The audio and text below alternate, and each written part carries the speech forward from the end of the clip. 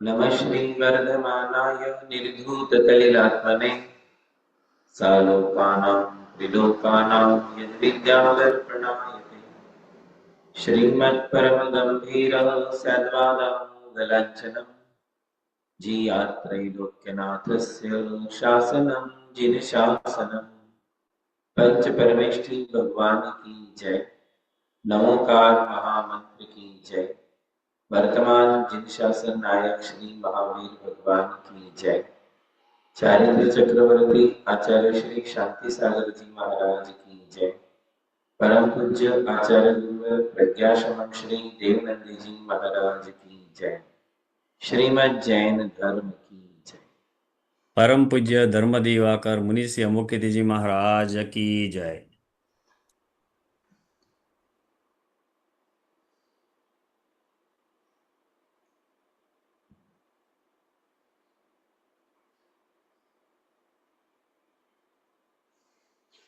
धर्म स्नेही बंधु,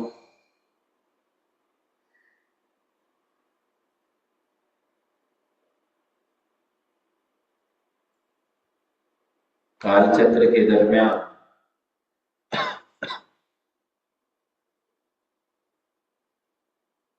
जो परिवर्तन आए थे उन परिवर्तनों को हमने देखा, सुना।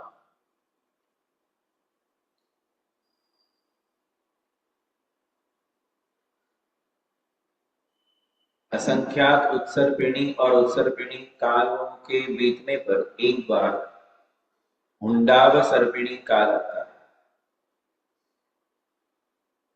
आपको बताया था, याद होगा, काल चक्र भरत क्षेत्र में चलता ही रहता है। उत्सर्पिणी, उसके बाद अवसर्पिणी, अवसर्पिणी के बाद फिर उत्सर्पिणी, फिर अवसर्पिणी। इस प्रकार काल का परिणमन हमारे इस भरत क्षेत्र में चलता ही रहता है। और जब तीनों काल समाप्त हो जाते हैं तो तुरंत उसके बाद कर्म भूमि की रचना प्रारंभ होती है।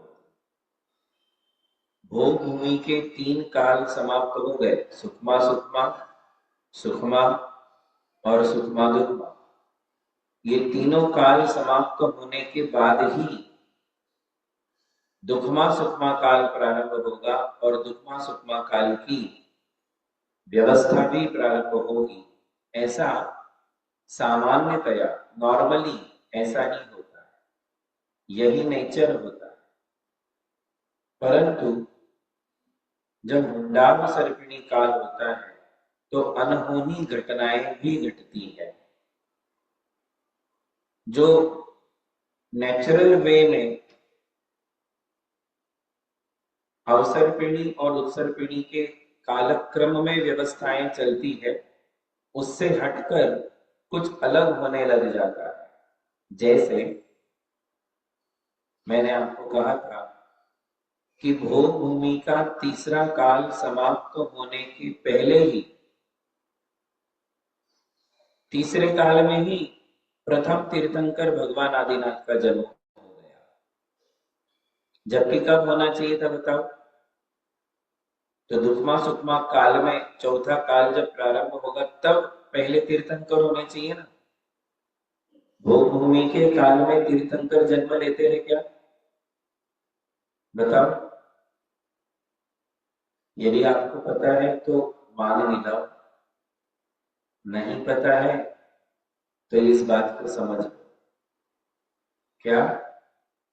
कि जो भोग भूमि का तीसरा काल है, कौन सा? सुखमा दुखमा, वो काल समाप्त होने के बाद ही चौथा दुखमा सुखमा काल प्रारंभ जब होता है तभी प्रथम तीर्थंकर जन्म लेते हैं। इसका अर्थ क्या हुआ? इसका अर्थ ये हुआ कि प्रथम तीर्थंकर के माता पिता उस संधि काल में जन्म लेते हैं जब तीसरा काल बिल्कुल बॉर्डर पर है और चौथा काल प्रारंभ ही होने वाला है। उस समय तो प्रथम तीर्थंकर के माता पिता का जन्म हो जाएगा। तो नाभिराय और मरुदेवी, ये जो माता पिता थे, इनका जन्म होना चाहिए था तीसरे काल के बिल्कुल अंतिम समय में, बॉर्डर पे जब तीसरा काल था। और प्रथम तीर्थंकर भगवान आदिनाथ का जन्म होना चाहिए था चौथे काल के प्रारंभ में। दुखमा सुखमा काल जब शुरू हुआ, तब जब आदिनाथ भगवान का जन्म होना चाहिए। किंतु आपको पता है भगवान आदिनाथ का जन्म कब हुआ? भगवान आदिनाथ का जन्म तीसरे ही काल में हुआ। और वो तीसरा काल कब तक रहा? तो कहते हैं कि जब तक भगवान का कुमार काल समाप्त नहीं हुआ तब तक तीसरा काल ही चल रहा था। लगभग 20 लाख वर्ष पूर्व तक की आयु, 20 लाख वर्ष पूर्व भगवान आदिनाथ की आयु कितनी थी? तो आप अपनी डायरी में नोट करें, 84 लाख वर्ष पूर्व। ऐसे 4 वर्ड्स लिखने हैं आपको, 4 वर्ड्स, 84 लाख ईयर्स और एक पूर्व, 84 लाख वर्ष पूर्व। ये पूर्व का भी महत्व है। ओनली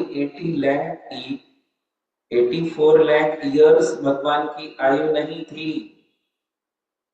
84 लाख ईयर्स भगवान आदिनाथ की आयु नहीं थी। 84 लाख वर्ष पूर्व, पूर्व उसमें लगाना है।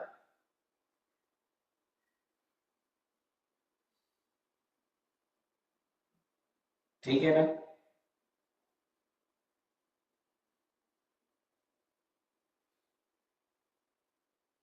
84,000 years into 84,000 years is equal to 1 पूर्व। 1 पूर्व, 84,000 years multiplied by 84,000 years is equal to 1 पूर्व। ऐसे कितने पूर्व? 84 लाख वर्ष पूर्व। बहुत लंबी चौड़ी आयु थी,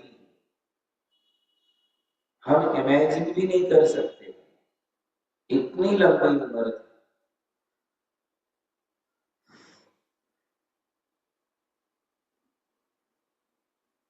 ठीक है ना?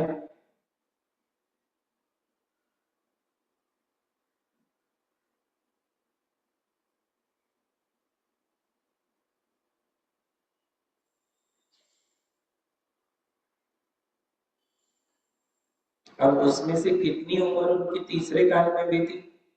तो 20 लाख वर्ष पूर्व, मतलब लगभग लगभग 1/4।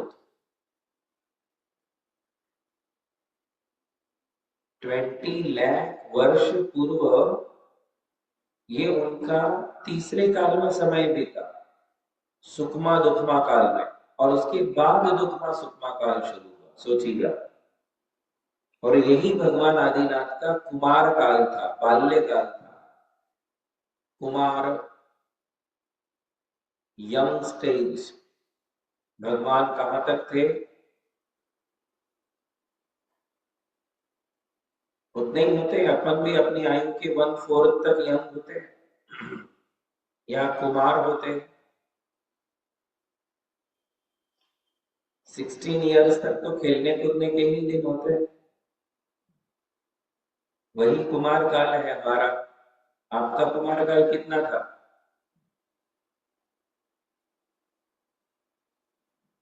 आपका कुमार काल कितना था?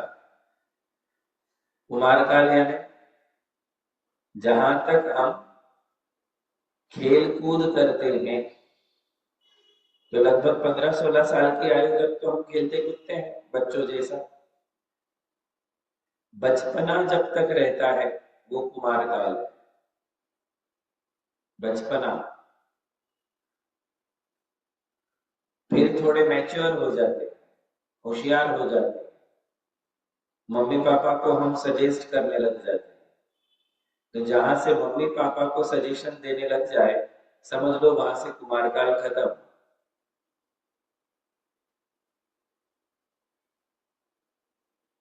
ठीक है ना? तो भगवान आदिनाथ का कुमार काल 20 लाख वर्ष पूर्व, और वो समय तीसरे काल में खत्म हुआ। वहां तक सुखमा दुखमा काल था। तो कहते हैं कि जब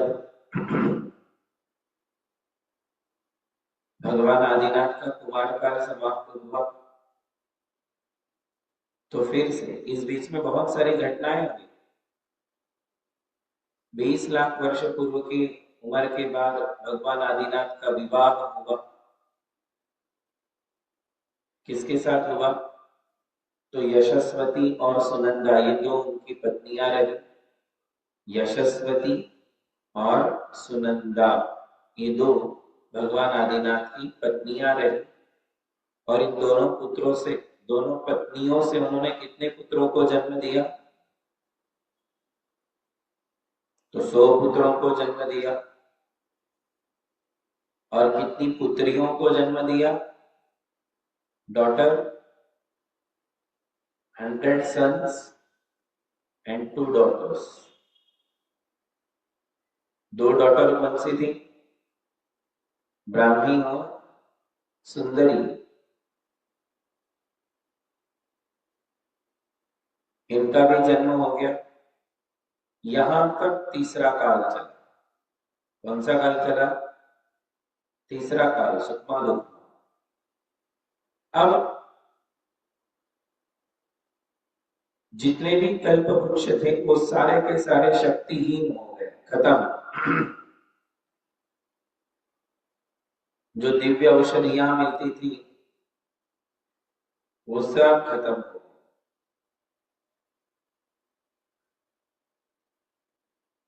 और अब तक क्या होता था कि जमीन में बीज बोए बिना ही धान्य आता था। क्या आता था? बीज जमीन में बोए बिना अनाज अपने आप आता था धरती से। अंडरस्टैंड? तो वो आता था और प्रजा उसको खा करके अपनी आजीविका कर रही थी, उधर निर्वाह जीवन चला रहे थे। किंतु अब क्या हुआ, जब भगवान आदिनाथ का समय आया और ये तीसरा काल समाप्त हो गया, दुखमा सुखमा दुखमा, तो अब धरती से अनाज आना बंद हो गया जो अपने आप आता था। कल्प वृक्ष धीरे धीरे खत्म हो गए नाभि राय के समय में ही। तो धरती से अनाज आने लग गया, वो अनाज आना भी अब बंद हो गया। तो प्रजा में त्राही त्राही मच गई। कल्प वृक्ष समाप्त। कहते हैं कि केवल एक कल्प वृक्ष रह गया था जो भगवान आदिनाथ के राजमहल के बाहर खड़ा था, किंतु उससे पूरी प्रजा का काम चलने वाला नहीं था। तो प्रजा में त्राही त्राही हो गई, सारे के सारे इनसिक्योर हो गए कि अब क्या करें। भागने लग गए, दौड़ने लग गए, क्योंकि धरती से अनाज नहीं मिल रहा है। बिना खाए, बिना पेट भरे जीवन कैसे चलेगा? तो सारे के सारे प्रजा के लोग भगवान आदिनाथ के पिता नाभिराज के पास गए। किसके पास गए? नाभिराज के पास। जब नाभिराज के पास पूरी प्रजा पहुंची और प्रजा ने अपना दुख दर्द उनके साथ शेयर किया, बताया, तो नाभिराज ने उनको आज्ञा दी कि अब ये समस्या लेकर तुम वृषभ देव के पास जाओ। नाभिराज ने क्या आज्ञा दी? उनके पुत्र के पास जाने के लिए कहा कि ऋषभ देव के पास जाओ, भगवान आदिनाथ के पास जाओ। ऐसा किसने आज्ञा दी? नाभिराय। तो पूरी प्रजा अपना दुख दर्द लेकर के भगवान आदिनाथ के पास आई। तब भगवान आदिनाथ ने उनका पूरा का पूरा आवेदन सुना और सुनकर के अवधि ज्ञान से जाना। भगवान आदिनाथ ने अवधि ज्ञान से ये जाना कि क्या करना चाहिए। तो उन्होंने देखा कि विदेही क्षेत्र में व्यवस्था क्या चल रही है। अवधि ज्ञान से भगवान आदिनाथ ने अवधि ज्ञान से विदेह क्षेत्र की रचना का स्मरण किया। क्यों? क्योंकि विदेह क्षेत्र में हमेशा दुखमा सुखमा काल ही होता है। Point to be notable, note करना है आपको। विदेह क्षेत्र में सदा सर्वदा दुखमा सुखमा काल ही होता है, कर्म भूमि का काल ही होता है। विदेह क्षेत्र में काल परिवर्तन नहीं है। तो भगवान आदिनाथ ने भरत क्षेत्र में रहते हुए अवधि ज्ञान के द्वारा विदेह क्षेत्र की अनादि निधन रचना का ज्ञान प्राप्त किया। वहां की व्यवस्था को उन्होंने समझ लिया।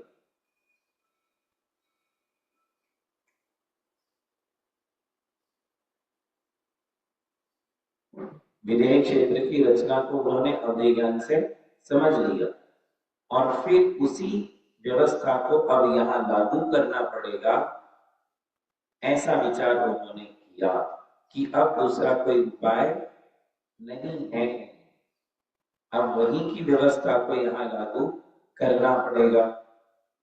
तो क्या किया? तो कहते हैं भगवान ने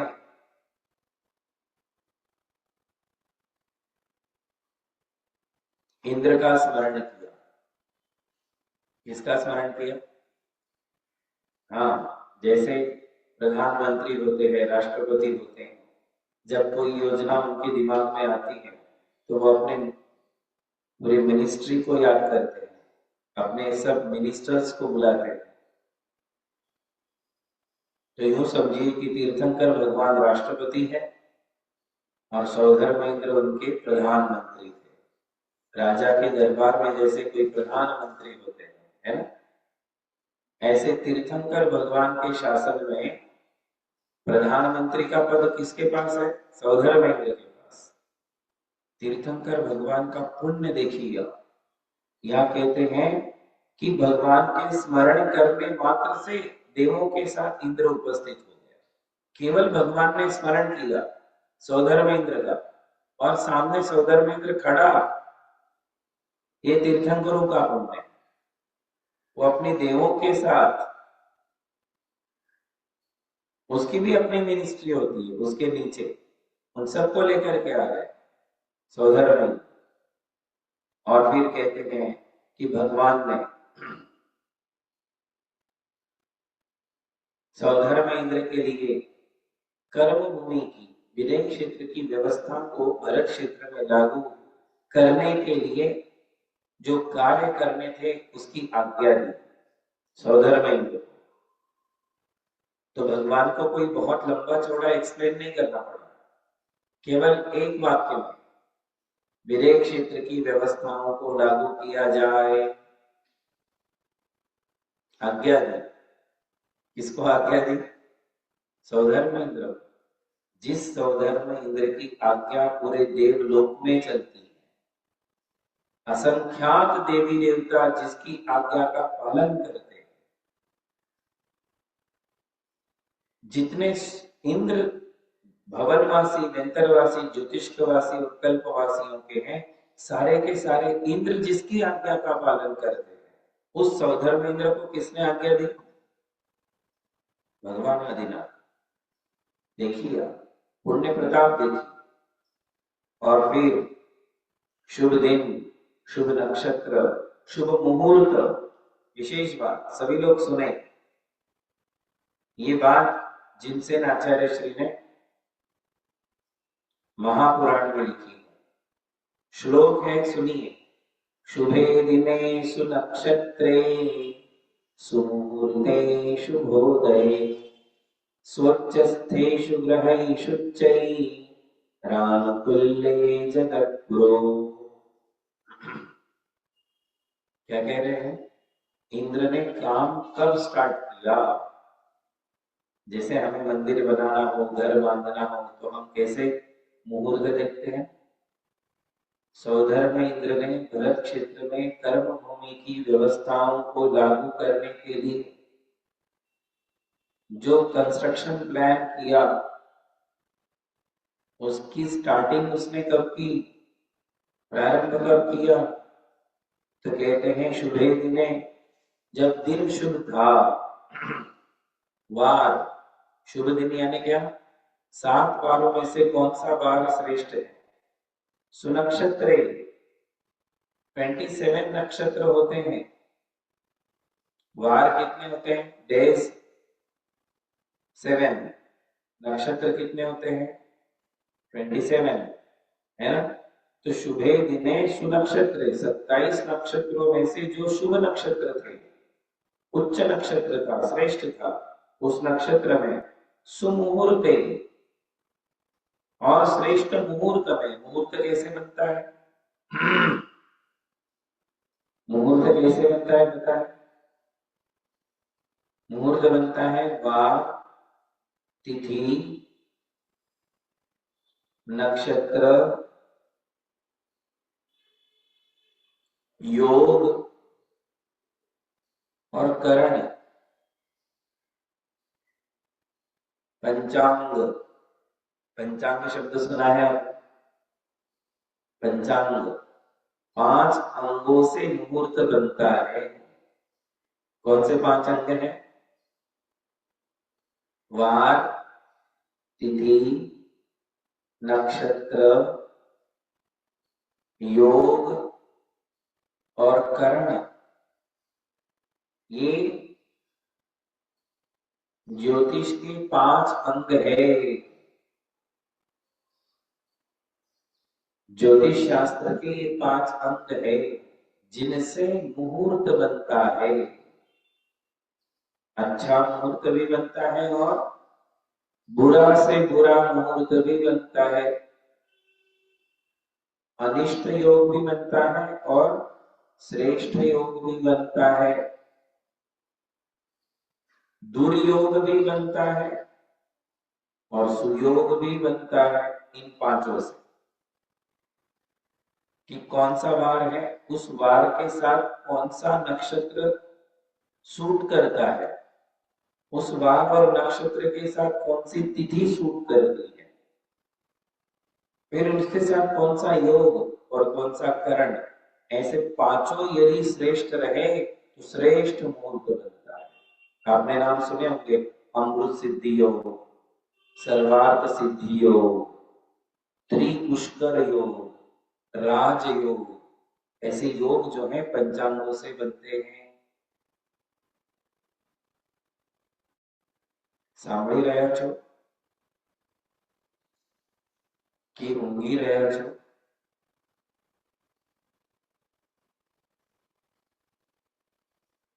सुन रहे हो ना?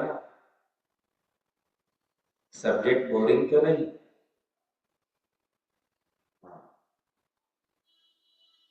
इन 5 प्रकार से 5 अंगों से मुहूर्त बनता है। अब आपके लिए विवाह का मुहूर्त निकालना है तो भूमि पूजन का मुहूर्त निकालना है तो खाद मुहूर्त करना है तो शिलान्यास करना है तो घर बनाना है तो घर बनाने के बाद वास्तु प्रवेश करना है तो फिर वास्तु विधान करना है तो मुहूर्त की आवश्यकता है। ऐसा कभी नहीं कहना है मुझे क्या करना है, मुझे मुहूर्त से क्या लेना देना है, ये सब फालतू है, ये सब ढकोसला है, ये मुहूर्त वगैरह कुछ नहीं होता है। नक्षत्र योग करण ये सब पागलपन है। अपना कर्म अच्छा है तो सब अच्छा है, मेरा कर्म ही खराब है तो खराब ही होने वाला है। ऐसी मूर्खतापूर्ण सोच हमारी समाज में बहुत लोगों की है। मुहूर्त खास करके किसके लिए होता है पता है आपको? जिनका पुण्य क्षीण होता है, क्या? जिनका पुण्य क्षीण होता है उन लोगों के लिए विशेष करके मुहूर्त देखना होता है। पुण्य क्षीण है इसका मतलब इंग्लिश में अनलकी कहो, अनलकी लोगों के लिए मुहूर्त होता है, बैड लक वालों के लिए मुहूर्त होता है। और मजे की बात यह है कि पंचम काल में सब बैड लक वाले ही होते हैं। इस काल में दुखमा काल है ना, काल का क्या नाम है? कौन सा काल चल रहा है? दुखमा काल। दुखमा काल में दुखी है, गुड लक बहुत कम है, बैड लक ज्यादा। इसलिए कहते हैं कि मुहूर्त देख करके कार्य करना चाहिए, वास्तु देखना चाहिए, मुहूर्त देखना चाहिए। ऐसा क्यों कहा? घर बनाना है तो वास्तु देखो, कुछ काम करना है तो मुहूर्त देखो। वास्तु और मुहूर्त का महत्व क्यों है? इसलिए है कि हमारा ऑलरेडी पुण्य क्षीण है, हम कमजोर पुण्य वाले हैं, और उसमें यदि हमने मुहूर्त नहीं देखा, वास्तु नहीं देखी, तो और भी ज्यादा इफेक्ट उसके हमारे ऊपर पड़ते हैं। आप सोचिए, दुखमा सुखमा काल के प्रारंभ में भगवान आदिनाथ जैसे तीर्थंकर प्रभु के सानिध्य में रहते हुए भी इंद्र ने मुहूर्त देखा कर्म भूमि की रचना करने के लिए। क्यों देखा मुहूर्त? क्योंकि ये भगवान के लिए वो कुछ नहीं कर रहा था, प्रजा के लिए कर रहा था। किसके लिए कर रहा था? यदि भगवान के लिए कुछ करना होता तो मुहूर्त देखने की आवश्यकता नहीं पड़ती, क्योंकि भगवान इतने पुण्यवान हैं कि उनके सामने हर मुहूर्त सुमुहूर्त बन जाता है, अशुभ वार भी शुभ बन जाता है, अशुभ नक्षत्र भी शुभ नक्षत्र हो जाता है, अशुभ ग्रह भी श्रेष्ठ ग्रह बन जाता है। बात समझ में आ गई? देखो ना, भगवान महावीर हमारे अमावस्या के दिन मोक्ष चले गए, उनको कुछ फर्क नहीं पड़ा, और हम लोग तो अमावस को टालते ही रहते, टालते ही रहते कि अमावस है भाई, वो तो कस्सू न करवानी, अमावस है मैं तो कुछ नहीं करूंगा। और भगवान महावीर उसी दिन चले गए। बहुत सारे तीर्थंकरों के बहुत सारे पंचकल्याण कृष्ण पक्ष में आते, भगवान के लिए मुहूर्त नहीं होता है। मुहूर्त किसके लिए है? प्रजा के लिए, सामान्य जनों के लिए, कमजोर पुण्य वालों के लिए मुहूर्त है। इसलिए इंद्र ने प्रजा के लिए काम करना था और वो व्यवस्था निर्माण करनी थी जो पूरे चौथे काल में, पंचम काल में चलती रहेगी। अब देखो, आप जो व्यवस्था वो करने वाला है, वो व्यवस्था आज दिन तक चल रही है। क्या क्या किया, ये सारी चीजें उसने बताई। किंतु ये विशेष बात, शुभ दिन, शुभ नक्षत्र, शुभ मुहूर्त, शुभ लग्न, देखो शुभोदय, शुभ लग्न, और लग्न भी होता है। लग्न के अलावा कहते हैं कि सूर्य आदि ग्रह जब अपने अपने उच्च स्थानों में थे, नवग्रह होते हैं ना कुंडली में, नवग्रह कुंडली में जो नवग्रह होते हैं, उन नवग्रहों के भी स्थान होते हैं, स्थान, उच्च स्थान, नीच स्थान, मित्र स्थान, शत्रु स्थान, ऐसा नवग्रहों का कुंडली में स्थान होता है। तो कहते हैं सारे के सारे ग्रह जब उच्च में थे, अपनी उच्च दशा में थे, तब इंद्र ने, और जब भगवान आदिनाथ की ऋषभ देव की सब प्रकार की अनुकूलता प्राप्त हो गई, एनओसी, अनुकूलता यानी क्या, एनओसी, एनओसी पता है ना, नॉन ऑब्जेक्शन सर्टिफिकेट। तो जब सौधर्म इंद्र को भगवान आदिनाथ से एनओसी मिल गई,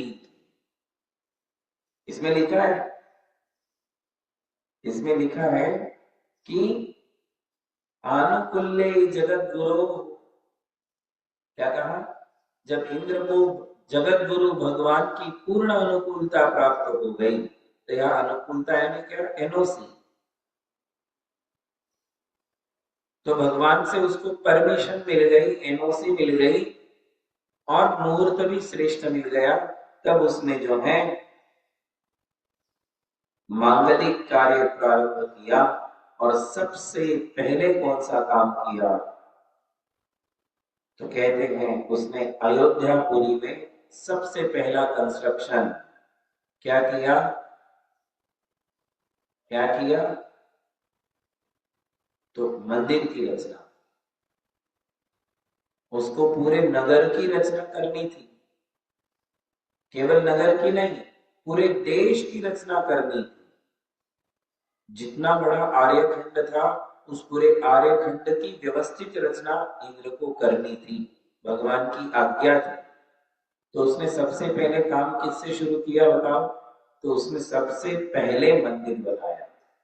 इस युग का पहला मंदिर कर्मभूमि में यदि किसी ने बनाया तो वो सौधर्म इंद्र ने बनाया।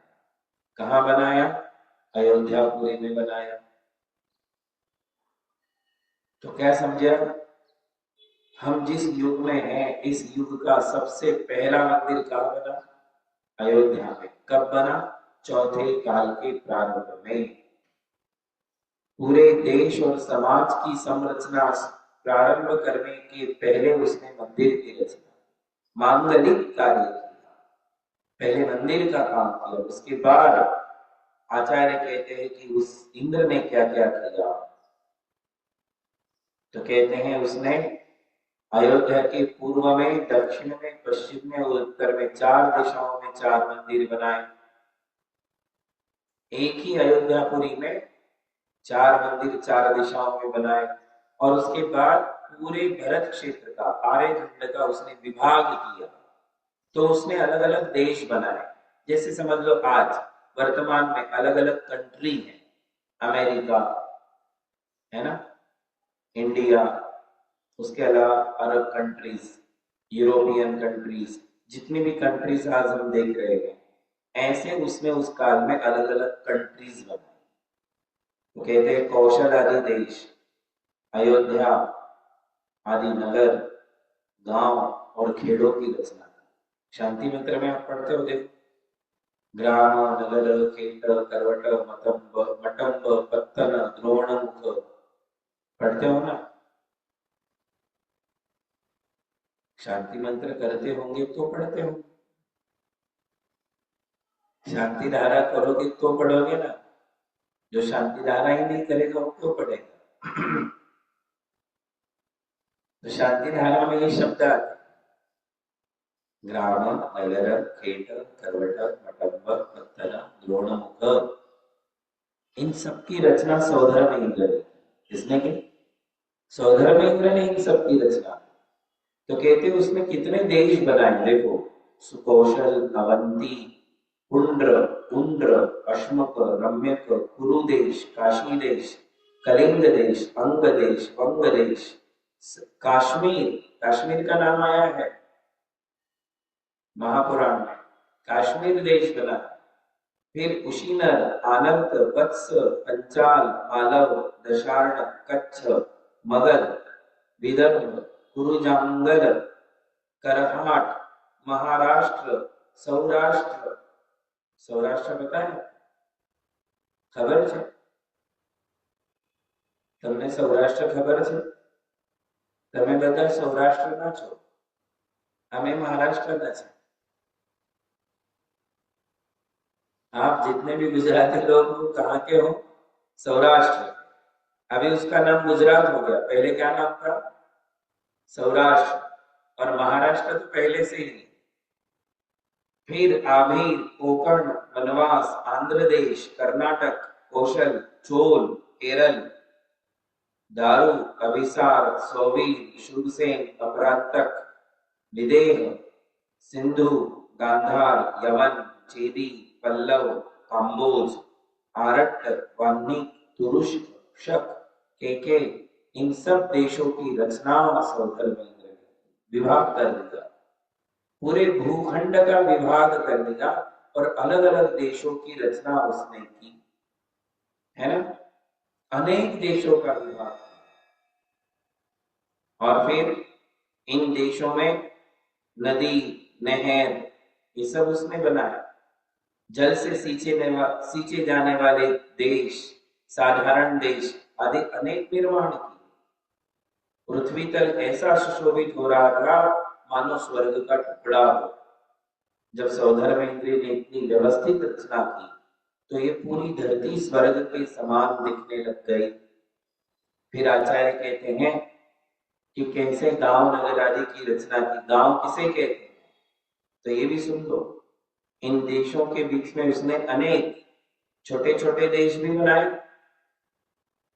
पहले राष्ट्र की रचना की, फिर देश की रचना की, फिर प्रदेश की रचना की, और प्रदेश के बाद उसने जो है गांव खेड़े आदि की रचना, शहर, गांव, खेड़े आदि की रचना की। आचार्य कहते हैं कि शास्त्रों में जो लक्षण दिए हैं उन्हीं लक्षणों के अनुसार सौधर्मेंद्र ने रचनाएं की। जैसे कहते हैं कि जिसमें 100 घर हो। कितने घर हो? 100, ओनली 100 मकान, 100 घर। और जिसमें केवल शूद्र लोग और किसान लोग रहते हो, जो बाढ़ से घिरा हुआ हो पूरे गांव को, उसे ग्राम कहते हैं। क्या कहते हैं? छोटा गांव। छोटा गांव जिसमें कितने घर है? केवल 100 घर। केवल 100 घर वाला है उसे क्या कहते हैं? छोटा गांव। और जिसमें 500 घर हो उसे कहते हैं बड़ा गांव, बड़ा ग्राम। छोटा ग्राम और बड़ा ग्राम। छोटे ग्राम की क्या परिभाषा? जिसमें सिर्फ शूद्र लोग, लोग जाति के लोग और किसान लोग, खेती करने वाले रहते हैं, उसे गांव कहते हैं। और उन गांव में भी जो 100 घर वाला है वो छोटा गांव और 500 घर वाला है वो बड़ा गांव। मतलब जिसमें किसान धन संपन्न होते हैं वो बड़ा गांव। छोटे गांव वाले किसान छोटे होते हैं, पैसा कम होता है। और जिसमें 500 घर वाला गांव हो और किसान रईस हो। किसान कैसे हो? तो रईस हो, उसे बड़ा गांव कहते हैं। छोटा गांव 1 कोस का होता है और बड़ा गांव 2 कोस का होता है। 1 कोस यानी 1 कोस यानी कितना होता है पता है? 1 कोस का मतलब होता है 1.5 मील, 1.6 माइल, उसे कहते हैं 1 कोस। आपके वहां माइल चलता है ना? 1 mile is equal to 1.6 kilometre, I think. 1 mile यानी 1.6 किलोमीटर। तो 2 माइल का 1 कोस होता है, तो लगभग 3 किलोमीटर का गांव होता है। उससे डबल 6 किलोमीटर का बड़ा गांव होता है।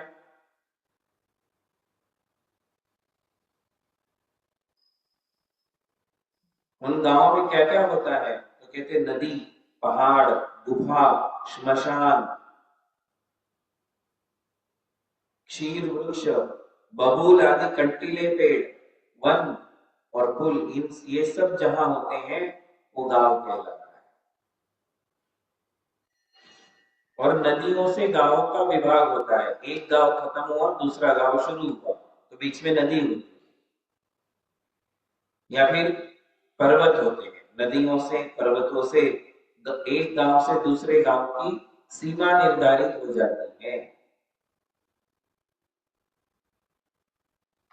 उन गांव वालों को कैसे गांव बसाना, कैसे नियम बनाना, कैसे वस्तुएं खरीदना, कैसी वस्तुओं की मार्केटिंग करना, कैसे अपने घर और वस्तुओं की रक्षा करना, यदि कोई अपराध करता है तो कैसे दंड देना, जनता से कर कर वसूल कैसे करना, टैक्स कैसे लेना, इन सारी चीजों का ज्ञान और ये सारी व्यवस्था सौधर्म इंद्र ने की।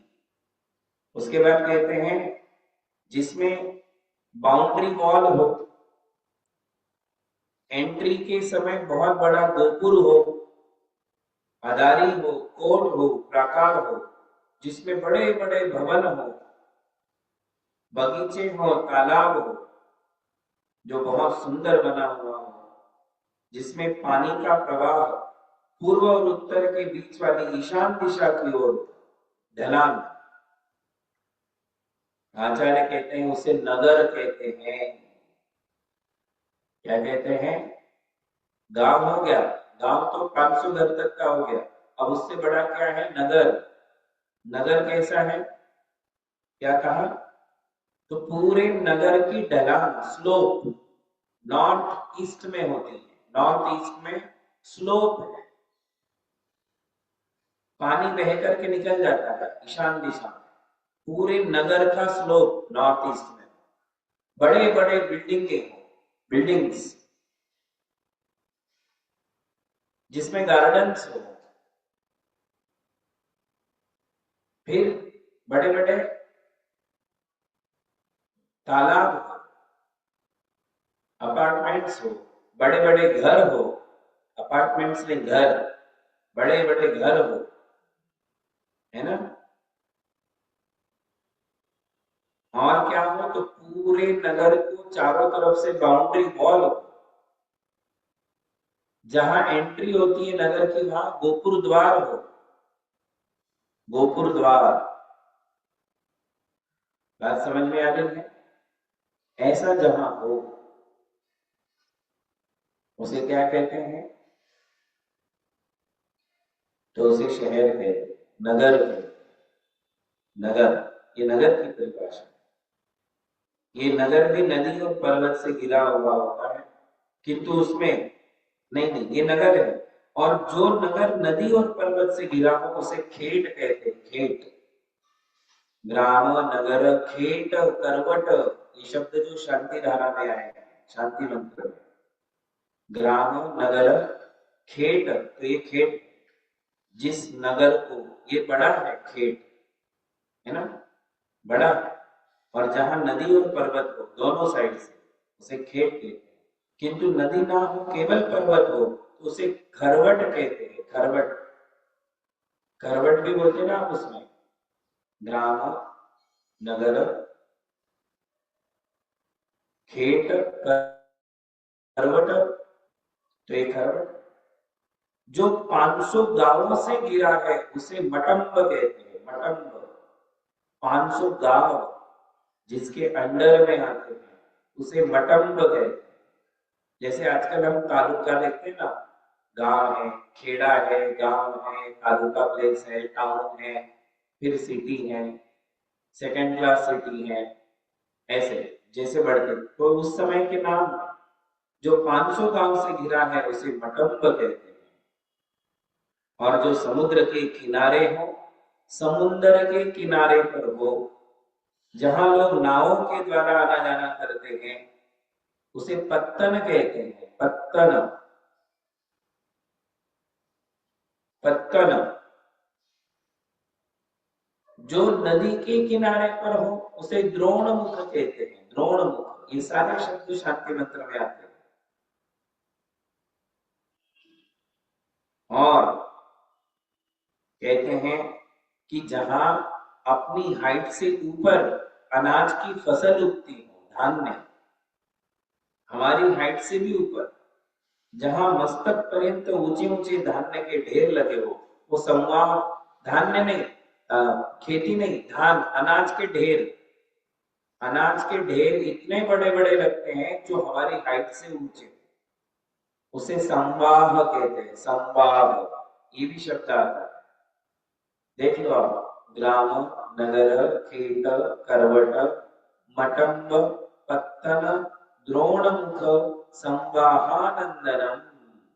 तो संवाह किसे कहते हैं? तो जहां हमारी हाइट से ऊपर अनाज के ढेर लगते हैं, बड़ी सिटी में ही लगते हैं, जहां उसका व्यापार होता है, मंडी होती है, मंडी होती है, वहां ये ढेर लगते हैं, उसे संवाह कहते हैं। इस प्रकार पृथ्वी पर जहां तहां अपने अपने योग्य स्थानों के अनुसार सौधर्म इंद्र ने पूरे आर्यखंड में गांव नगर आदि की रचना की थी। एक राजधानी में 800 गांव होते हैं। कितने? समझ लो, एक डिस्ट्रिक्ट प्लेस है, तो एक डिस्ट्रिक्ट प्लेस में कितने गांव कह रहे हैं? 800 गांव। One district place is equal to 800 गांव। एक डिस्ट्रिक्ट में, एक राजधानी में, एक द्रोणमुख में 400 गांव होते हैं, एक खरवट में 200 गांव होते हैं, और 10 गांव के बीच जो एक बड़ा भारी गांव होता है, 10 गांव के बीच में एक बड़ा गांव होता है। इस प्रकार ये सारी रचनाएं जो है सौधर्मेंद्र ने की, और इन रचनाओं के साथ साथ और उसने क्या क्या किया, ये सब हम अगली क्लास में देखेंगे। हाँ जी, बोलिए महावीर भगवान की। परम पूज्य धर्म दिवाकर आत्मा प्रभावक मुनि श्री अमुक्ति जी महाराज की जय। नमोस्तु नमोस्तु नमोस्तु गुरुदेव। आशीर्वाद है।